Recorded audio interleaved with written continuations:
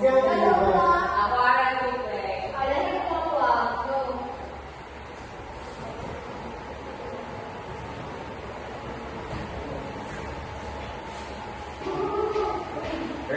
everyone to please stand.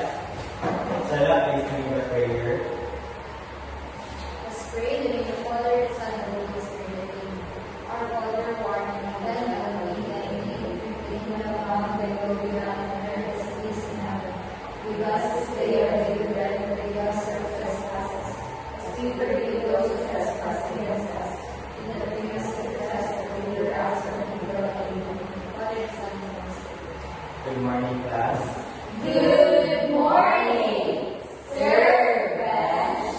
Good morning, classmates. Good morning.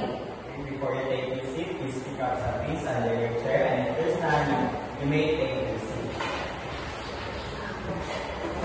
First, start the attendance.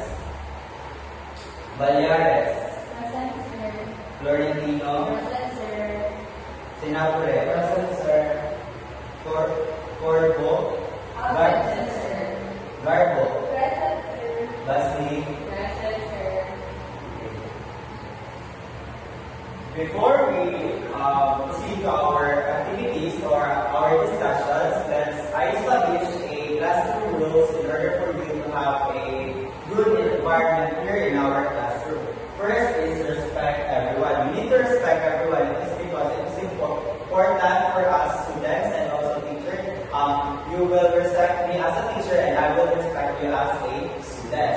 Next is listen when someone is speaking. If all of us are answering chorus or talking chorus, di tayo magkakaintindihan. So we need to talk, dapat isa-isa lang tayo mag-talk, hindi sabay-sabay.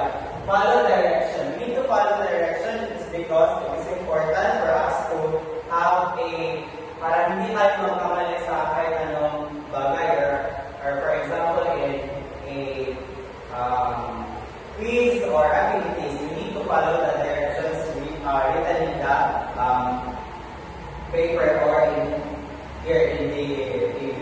And be on time. We need to be on time because it is our responsibility as students to be here in our class on our learnings, on our discussions.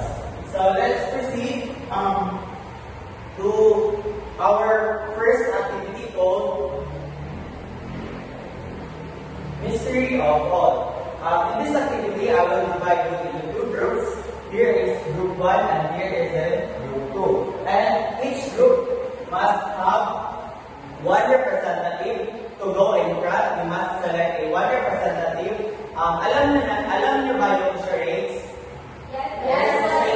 This activity. So, isa yung going here in front and he will be demonstrating or magbubunod siya sa karton ng phrases or pictures. Then, yung mga members is hulaan yung ano yung nandun sa word. Pero hindi nakatok yung representative nyo. Kung hindi, yung body nyo yung gagamitin. Are we all clear? Yes, sir. Okay, let's have first group 1. Sino yung representative nyo? Okay. I will give you 1 minute to do the timer starts now.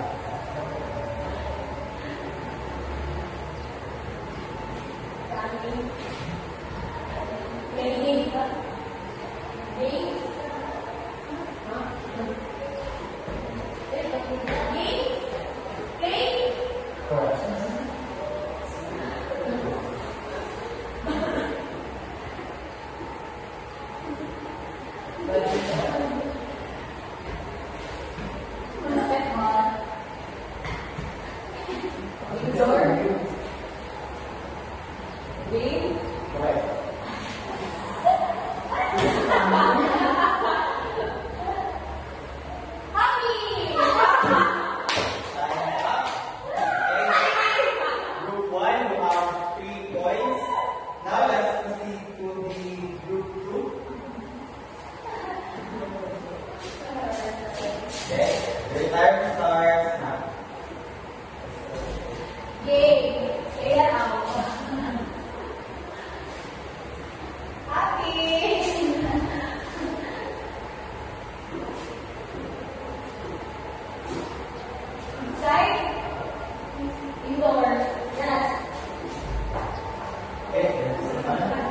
Group 2, you have 3 points.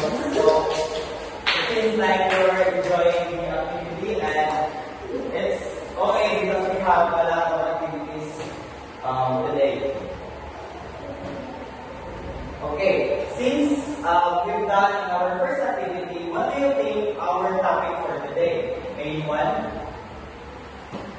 Ms. Garbo, what do you think our topic today? I think it's all about games. Okay, thank you. We have an idea. Games. What do you think? Another hand. Ms. Basmi, you have an idea? I think it's all about indoor games. Indoor games, okay. So let's tingnan natin kung indoor games ba. So our topic for today is all about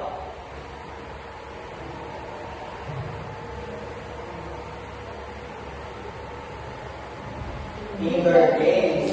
So later on we will know what is indoor games and what are in the indoor games. But before that, let's have brief the classroom objective.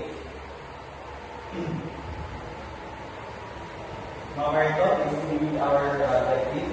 At the end of the lesson, the student should be able to identify the characteristics of indoor games, demonstrate at least 3 indoor games by following the proper rules and techniques, and share the importance of playing indoor games and developing physical, mental, and social skills. Okay, thank you for that, Mamarito.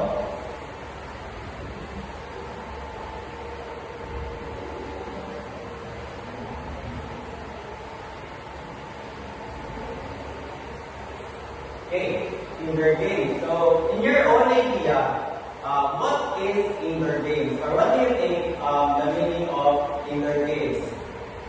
Anyone? Yes, Ms. Marianes, you have an idea? I think sir, when you say indoor games, it is games that are played inside a court or inside the facility for sir. Okay, thank you for that. Okay, indoor games are played in confined space, meaning sa mga rooms or in a confession rooms. Basta it is in a confined space. Or indoor games mostly played indoor or sa isang room. One of the example of this is some events like birthdays. Makikita natin ito na piniplay natin.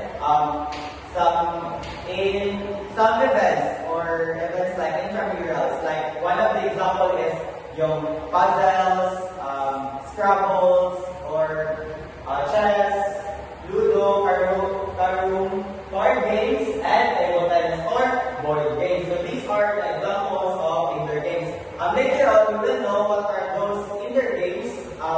Itong mga games na to is very unique and hindi pa natin nalalaro. Most of these are hindi pa natin nalalaro. Indoor games have been the first invented to enable humans to amuse themselves within their houses and confines. They were created to pass time at home when weather became bad or a person was confined to their bed by illness. So, this game is helpful for those introvert persons kasi diba hindi sila madalas na sila lalabas. This will help you also bond with each other, with your families. It is also, though it's in your room, but some of the indoor games are helpful and it may help you physically fit because it kasali niya din yung physical. May mga indoor games na kasali yung physical activities or yung body nyo gagawa. So these are examples of indoor games.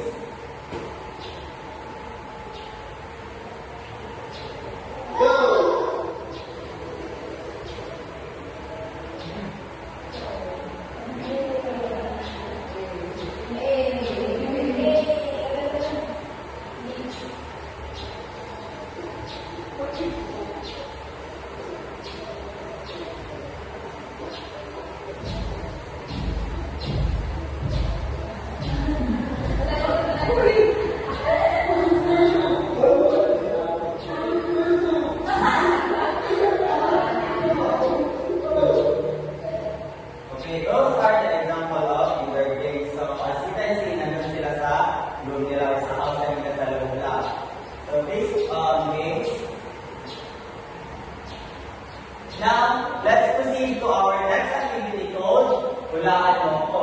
In this game, on the same group, I will give you one cartolina and one envelope. Inside the envelope, there is a inter games and outdoor games, word and pictures, and all you have to do is to base it on kung saan siya nakalagay, kung sa inter games ba or sa outdoor games. So may mga pictures nito and madali nyo lang itong mahulaan. I will give you 2 minutes to do the task. From group 1 and group 2, here's your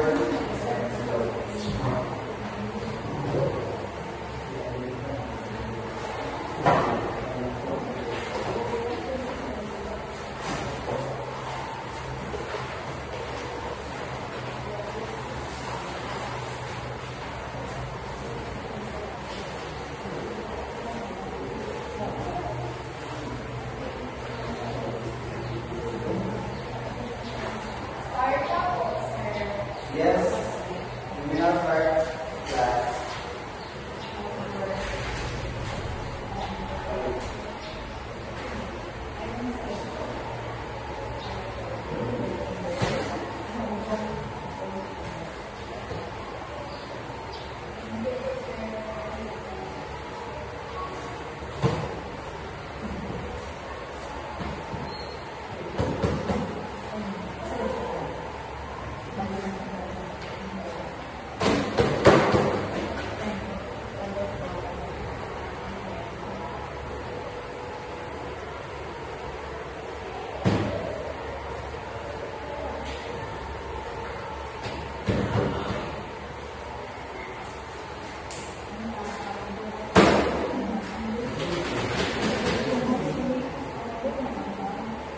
Last 1 minute and 30 seconds.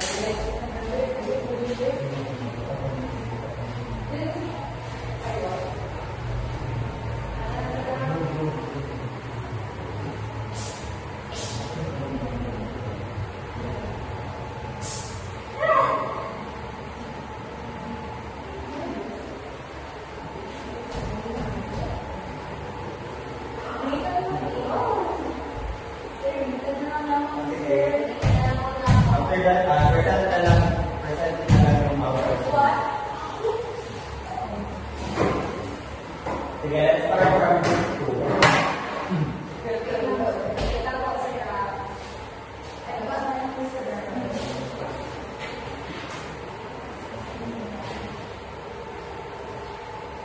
Good morning, sir. Good morning, classmates. So this is our activity.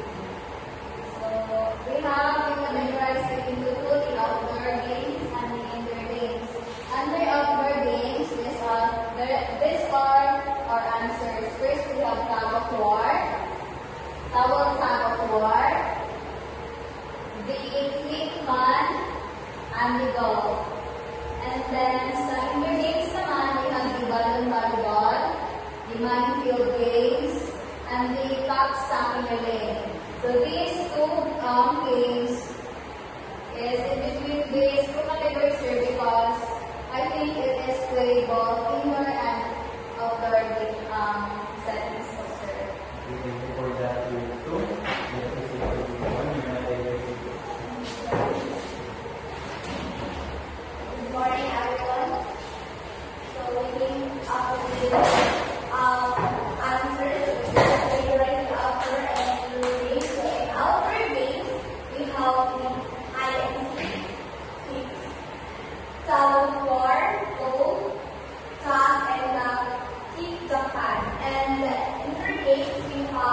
Balloon volleyball, mindful games, scribble wars, tap relate, and we put the towel war in indoor games because it's just a towel. We don't need a large space. Thank you for that one.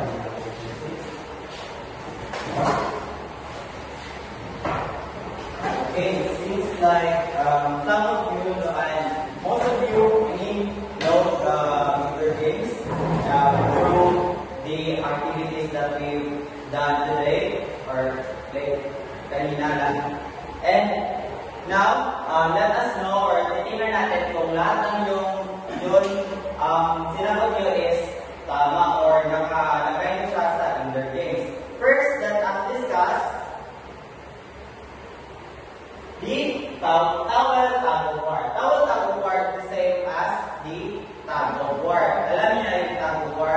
The equipment used in tug of war is the rope. But here in towel tug of war, the equipment used is the towel. It is challenging and it is challenging for you kasi yung towel is slippery and all you have to do is mamaya later on you will know how to play this game.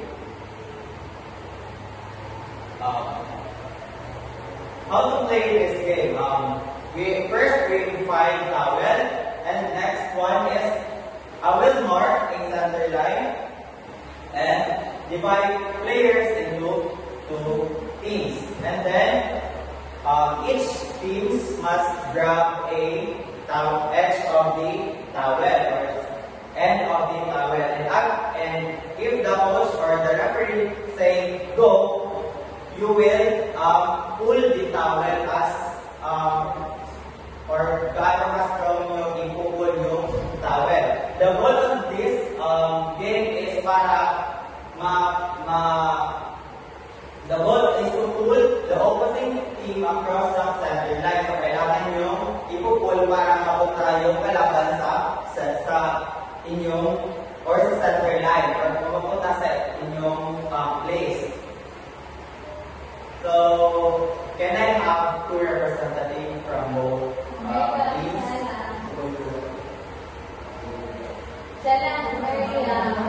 Baba, sige. Christina lang and Sheila. Okay? Here, that's the center line.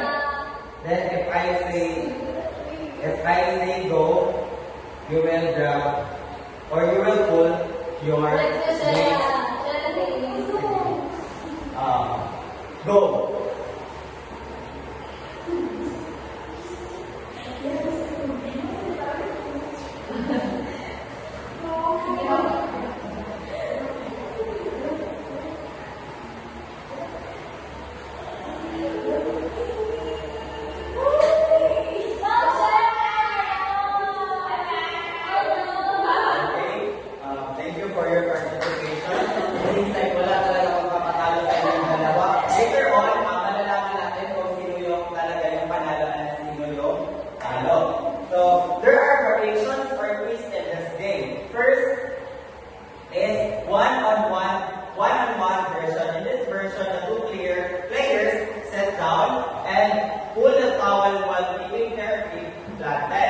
The first one to lift their feet or their body on the ground will be the loser and the one is the winner. The next one is slip and slide version. In this version, you will utilize or you will use, instead of shoes, socks lang yung gagamitin ninyo. And then, it is challenging also it is because slippery yung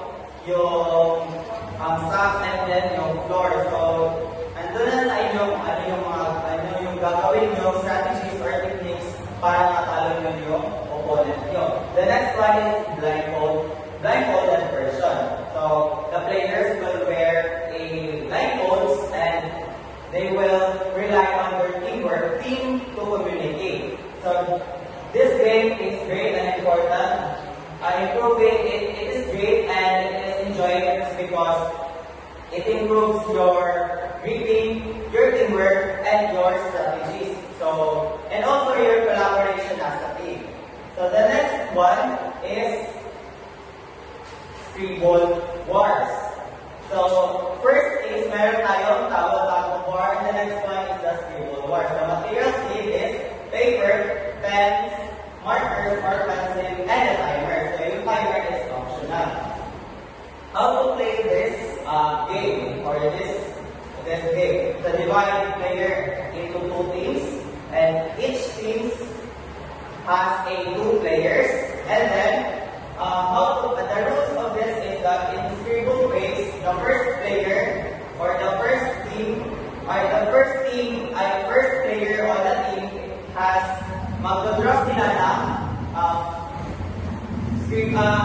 scribbles. Ito, ganito. Then, the drawing phase, the other team and the other players on your team must draw anything like animals, things like flowers or fish or trees. So, pero magmamatter lang doon sa Messi na ginawa ng other player. So, for example, ito Messi. Tapos, from that, mag-draw kayo kaya na like fish. Mag-draw kayo ng fish gamit ating Messi scribble na ginawa ng player ninyo. Do you understand, class? Yes. Or do you have confusion on the... Okay. So,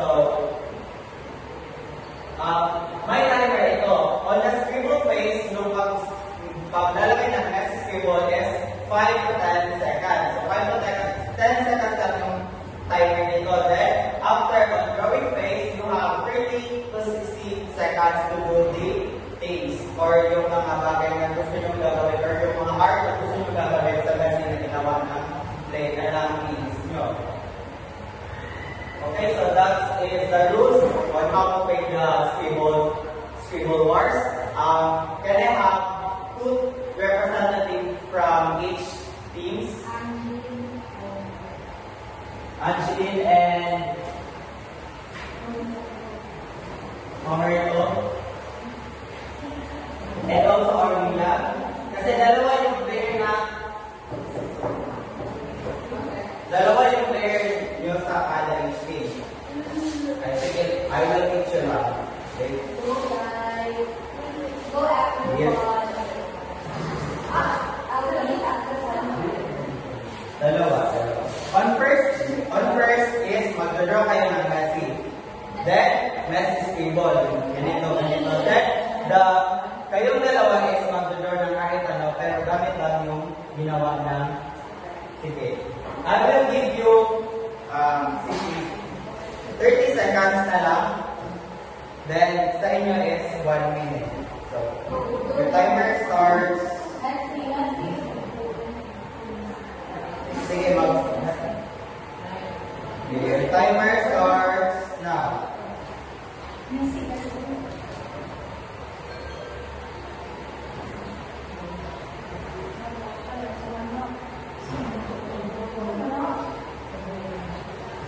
Okay, time is up. It's like a video. Okay, I will give you 1 minute to do that. Your timer starts now.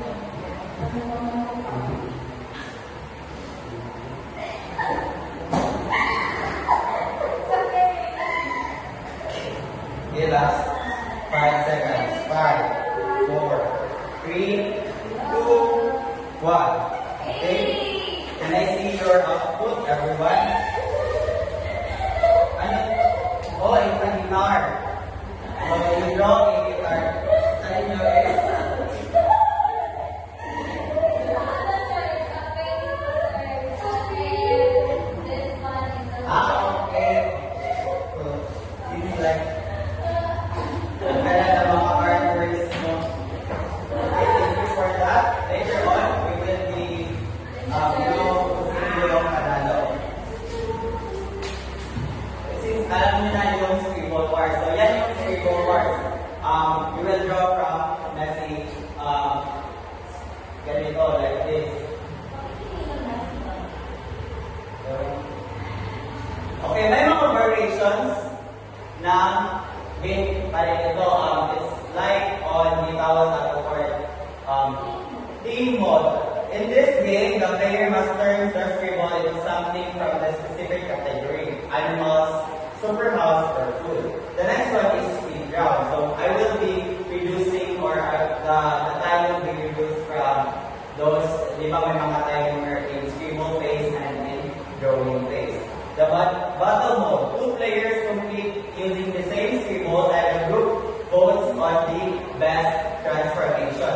Seems like kayo yung players, so I will be this ako yung mag-vote kung sino yung panalo. The story mode, it's same with the team mode. So may specific team na gagawin, like animals or comic strip like Naruto and etc. So ito yung mga variations ng scribble bar. First, we have towel bar, and second is the scribble bars. The next one is stocking cup relay. In this game, you will need classic or speed talking cups, 9 to 12 per team, tables or flat surface, and timer. So how to play this game? First is I will be dividing you into 2 groups. Each group must have 2 to 5 players, and you will be deciding kung ano yung gagawin nyo para magbuo ng pyramids. Like for example, 3, 6, 3, 3, and 1, 2, 3, then 1, 2.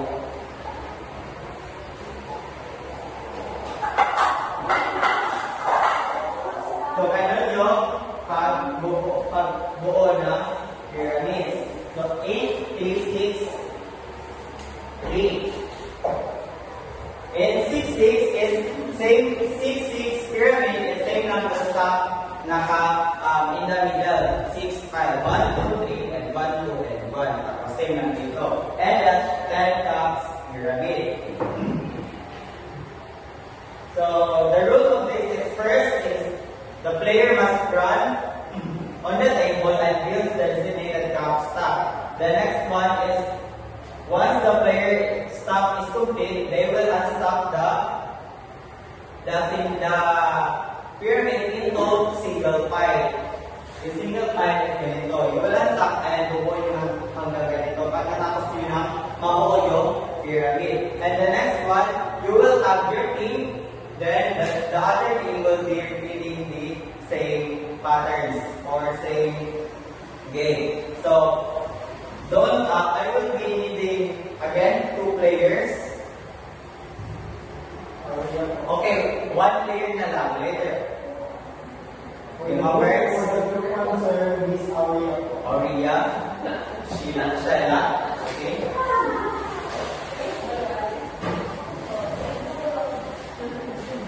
So, we will be using the 10 cups na lang. 10, or ano yung mas prefer nyo? 6 or yung 10 talaga? Or 12? 10, ganito yung 10.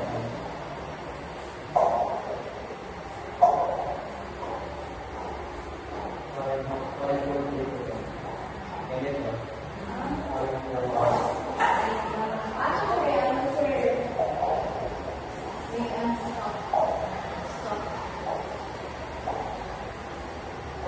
Ito, 10 na ito lahat. So, 4, 3, 2, 1. Ganito na lang, 10 na lang yung gagamit natin. Okay. Please proceed there.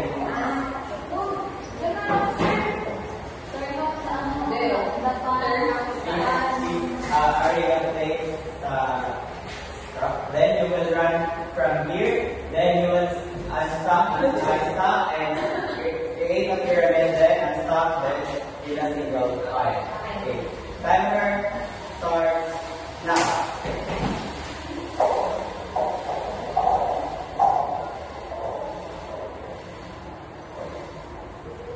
Let's go, Chana! Hey, unstop. Okay. Group 1 is the winner.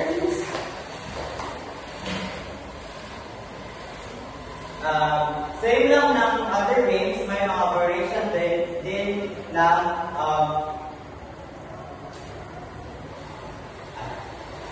since walang variation para ng stamina here, we will proceed on the next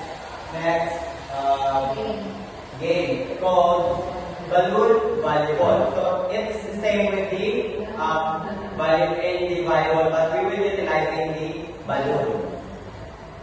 We will need a space, this, then net, like or divider, use the rope since we don't have a rope, we will be utilizing one line like this. Then, ang goal lang ng game na to is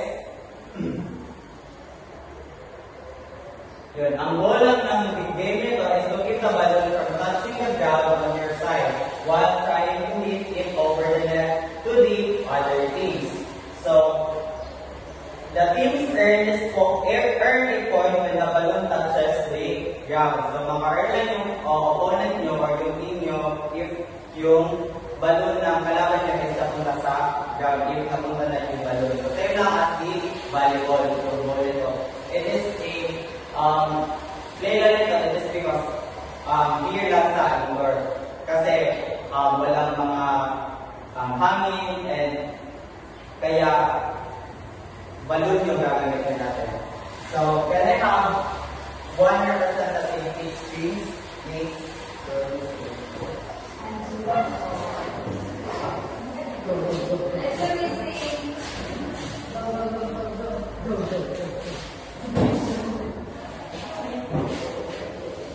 Okay, one, one, three, go.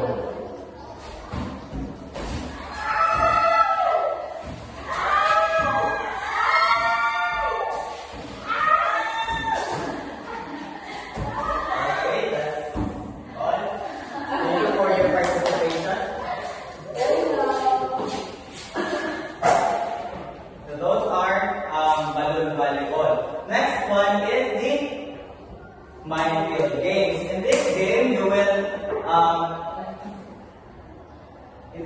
will split again into two groups. Each group must assign one player from each team to wear blindfolds. The blindfolded player is led by the other teams, who helps them avoid stepping on object.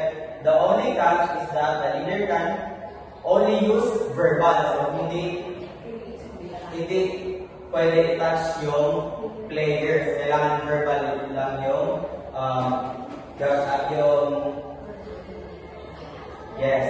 So I need two players again to go here in front.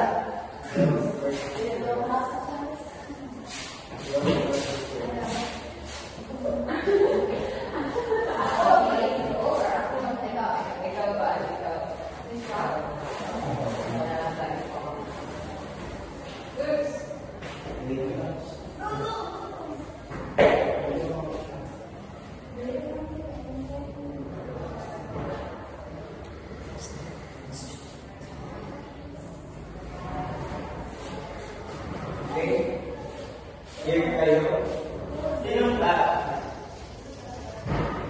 Dito kayo lahat. Dito kayo lahat.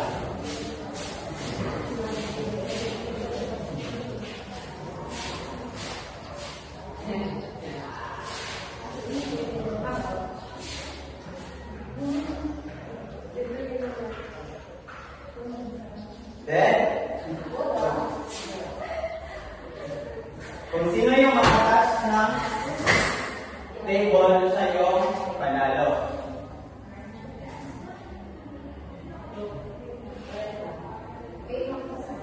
Okay.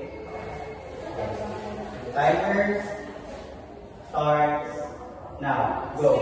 Straight, straight, straight. What? Straight, straight, straight, straight. Just straight, straight. Done. Okay. Thank you for your participation. That is the Michael James. Later on, we will be having an obstacle challenge. Thank you for that.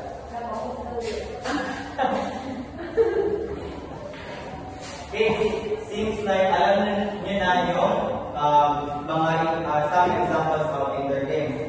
Now, I have a question for you guys, class.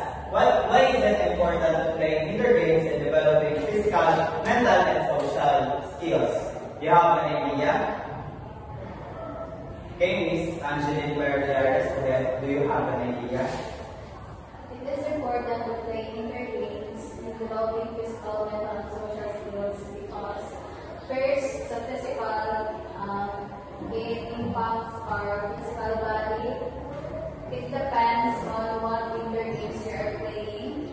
It could enhance your fine motor skills or gross motor skills. When it comes to mental command, playing indoor games serves as a stress management. It can relieve stress, which is very important in our mental health. And for social skills, we all know that indoor games are usually played by teams. So with that, it could foster teamwork, cooperation, and communication that are essential skills in today's world. Okay, thank you for that, Angeline. In addition to what Angeline said, it is very helpful for your physical activities. Even though you andun ka lang sa loob ng rooms or in your house, you will have a physical activities in this game kasi it also kasali din yung physical and mental nyo.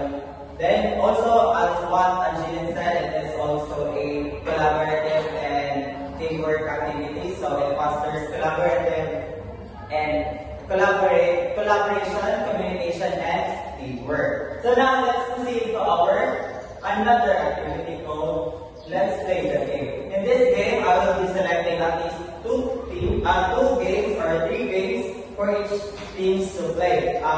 We will be drawing the games, and the first team who has more wins will be announced as the winner. But first, I have here a rubrics for you guys. We will be discussing the different include in the rubrics. So we'll be now drawing the games.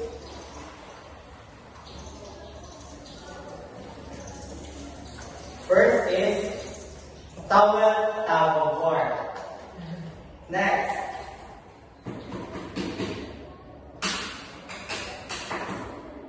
scribble wars. And the next is stocking cup relay. So those 3 games we will be playing against each other. So magpe-play kayo against each other. And I will be let's have first, ano yung first natin? Towel tug of war. So, can I have the teams to both? The players on both teams? Okay, winner ka sa team lang.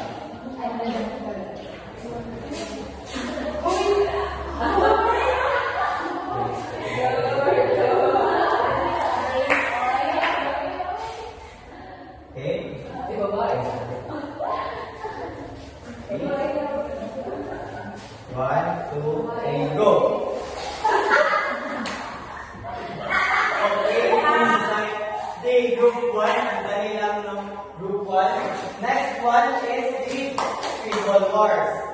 Panalo yung group 1 from the game. Yes? Okay.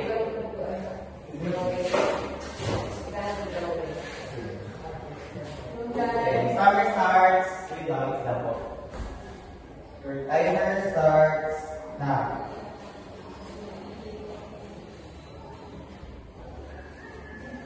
Time's up. And timer starts now.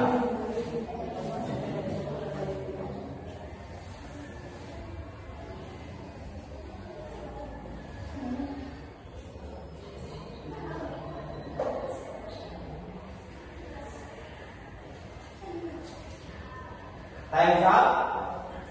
Please place here your explain what is your this is ear. Ear. Okay. I think this one is very visible, sir. It's a landscape, sir. Okay, for me, this the way that it's become very thank you for your participation. Let's have another activity. The last and final activity is stacking up relay. Then I have one player each team.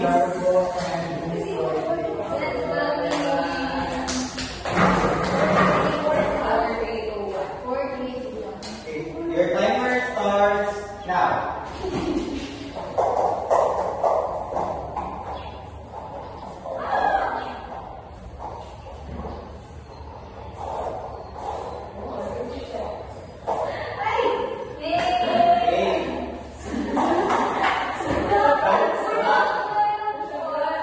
Group 2 is on this starting now. I will now be reading the rubrics.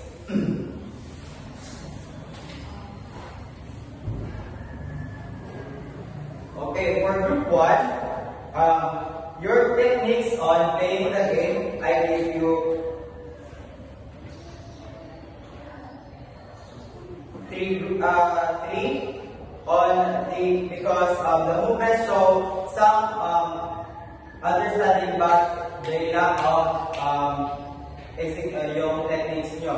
And then for the coordination, I give you 3 because some coordination not visible on your game. The next one is the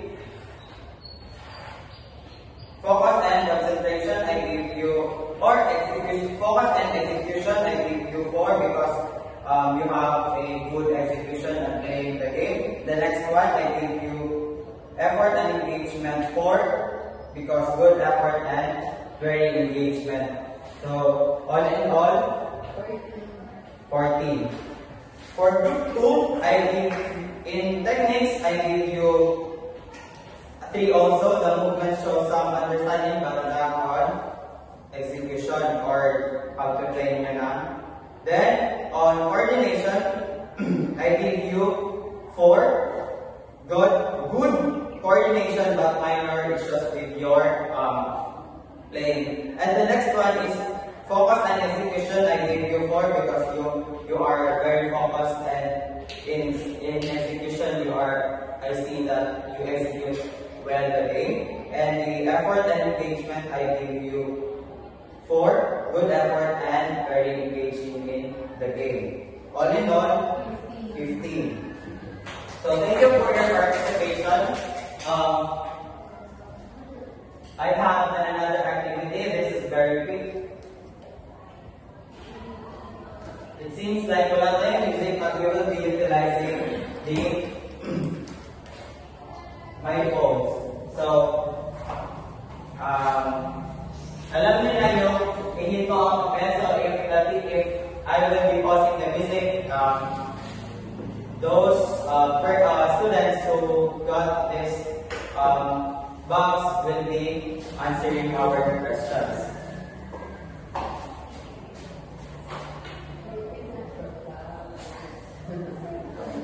Okay, we'll start now.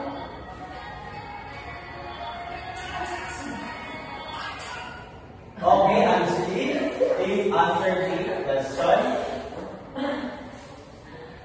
Why is it important to play indoor games in developing physical, mental, and social skills? When we say indoor games, it is a game that is played in a confined area or classroom structure. Indoor games really affects the physical, mental, and social skills in a way that in physical it develops our physical well-being, it enhances our crafts, and fine motor skills. And mental, if you need stress, if we have like problems or challenges in life, by playing indoor games, no, it somehow nalimutan natin yung mga problema natin. And in social skills, playing indoor games promote and foster teamwork, collaboration, cooperation, and communication within your communities. Thank you for that. Na-understand mo talaga yung ating topic for today. Next one. Okay, Aurelia, please answer the same question. Why is it important to play indoor games in developing physical, mental, and social skills? That's what Anthony Panyar said. In playing indoor games in our homes or even in different events, it enhances our physical, mental, reduce stress, and social skills in order for us to communicate with others. Okay, thank you for that. Seems like alam niyo na yung indoor games, ano yung mga indoor games. Now, let's have a quiz.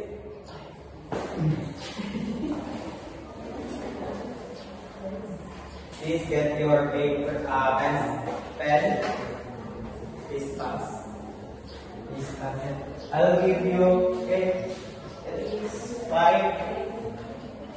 I will give you 3 minutes to answer the question. I am 2 minutes.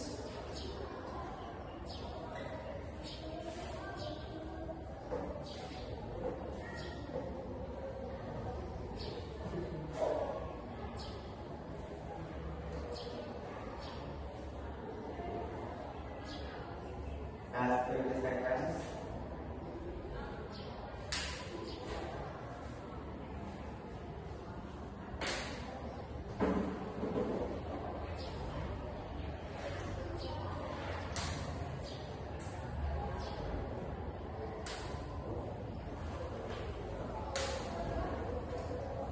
Are you done, class? Yes, sir. Okay, please pass your paper. I will be checking your quiz.